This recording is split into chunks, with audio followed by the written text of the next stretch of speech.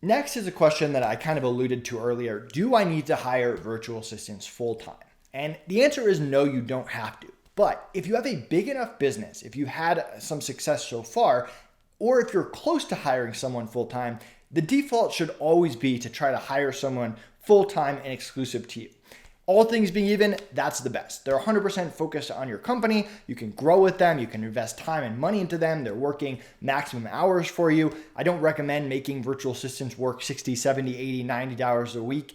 Some VAs want to do that, but we like to keep them normally between 40, 45, maybe 50 hours a week. That's what we consider full-time, and we want them to be full-time and exclusive to us. Now, with that said, I've started multiple businesses with $5,000. And when I was doing that, I couldn't afford to hire people full time. So I started part time. Now, you can hire virtual assistants part time, 30 hours a week, 20 hours a week. I had a virtual assistant who was 2 hours a month for me. The key is it has to be consistent. You don't want it to be 5 hours one week, 10 hours the next, then it's to 7, then they take a week off, then it's up to 20. That's not going to work out well for the virtual assistant. If you hire someone, make sure it's a certain amount of hours per week, that they're getting paid for those hours every single week. They're booking those hours off for you. They're not working for another client during that time, and it's consistent.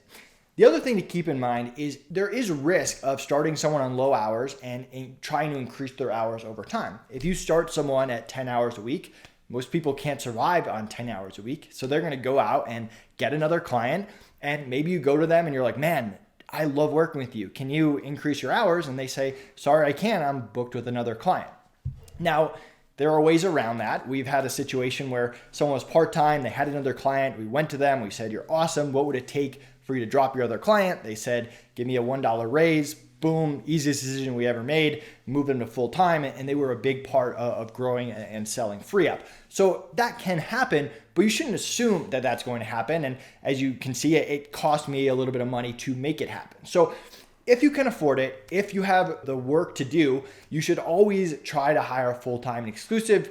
If you can't do that, there's no minimums. You can hire someone an hour a week, 5 hours a week, 10 hours a month, whatever it is. Just make sure it's consistent week in and week out, and know going in that if you start someone with low hours, they're going to have other clients. And it's okay to ask someone what other clients they have, or, hey, if we hire you for 10 hours a week, what other jobs are you going to try to go and get? That's all right. And just know that you might not be able to increase their hours going forward.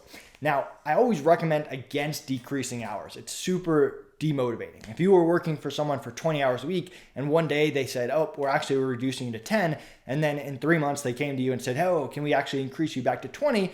You're going to be a little skeptical of how long that 20 hours is going to last. So try to avoid going down.